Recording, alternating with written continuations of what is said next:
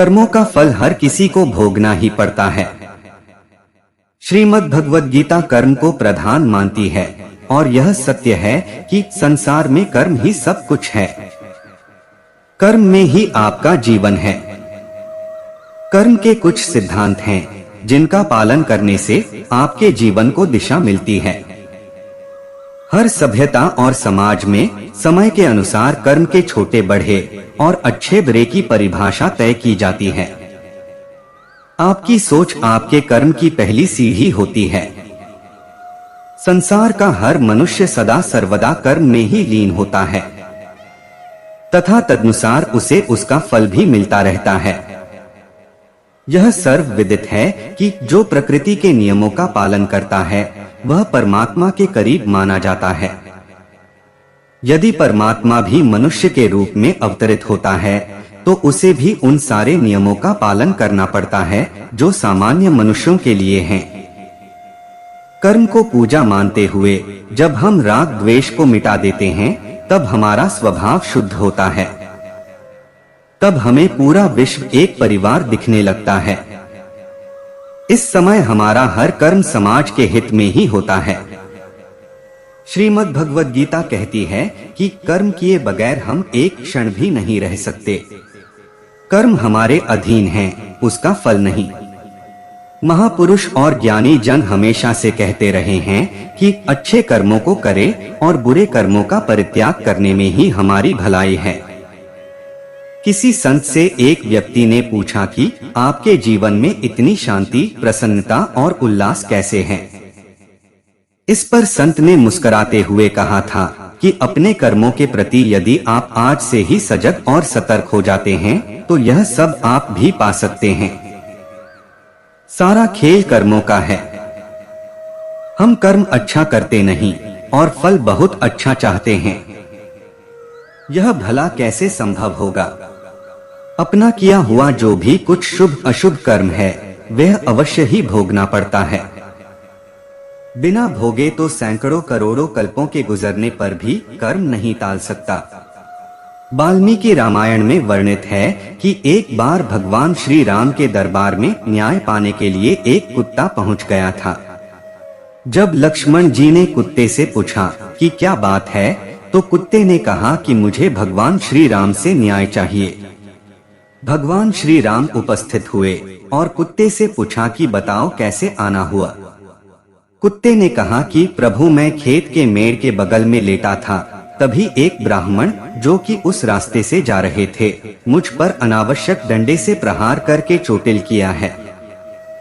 मुझे न्याय चाहिए कि बिना किसी अपराध के भी ब्राह्मण ने मुझे क्यों पीटा, इसलिए आप उस ब्राह्मण को दंड दीजिए। इस पर भगवान श्री राम ने उन ब्राह्मण को भी बुला लिया और सवाल किया कि आपने इस कुत्ते को किस कारण से पीटा है। ब्राह्मण ने कहा कि प्रभु मैं स्नान करने के लिए नदी की तरफ जा रहा था तो सोचा कि ये कुत्ता कहीं मेरे कपड़े छूकर मुझे अपवित्र न कर दे, इसलिए इसे दूर भगाने के लिए मैंने एक डंडे का प्रहार किया। भगवान ने कुत्ते से पूछा कि तुम बताओ इनको क्या दंड दिया जाए। तब कुत्ते ने कहा प्रभु मैं आपकी शरण में आया हूँ, न्याय तो आपको ही करना है। इस पर भगवान ने फिर से कहा कि नहीं तुम बताओ इन्हें क्या दंड दिया जाए और वही दंड इन पर लागू होगा।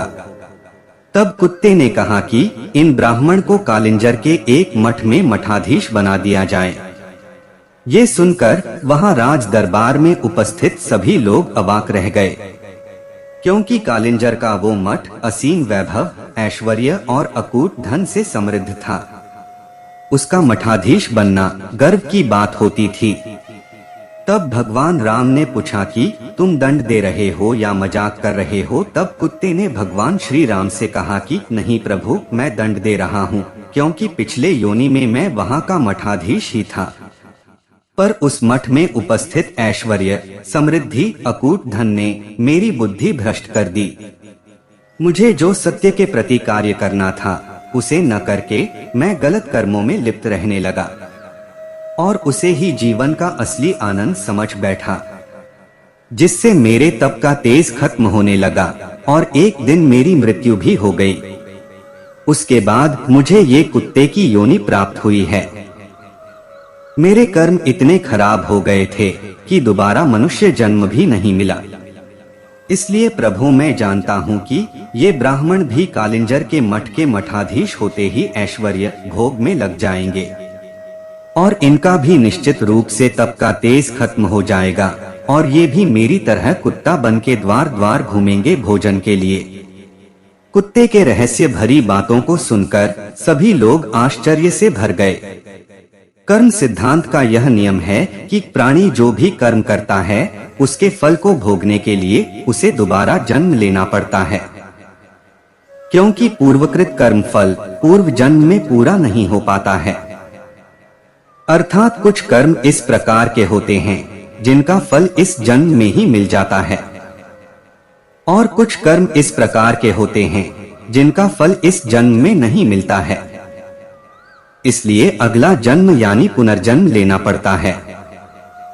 जिन कर्मों का फल वर्तमान जन्म में फलित नहीं होता है उसको भोगने के लिए उचित समय पर वर्तमान शरीर का त्याग करके नवीन शरीर धारण करना पड़ता है। प्रकृति में कोई भी चीज अक्षमय नहीं है।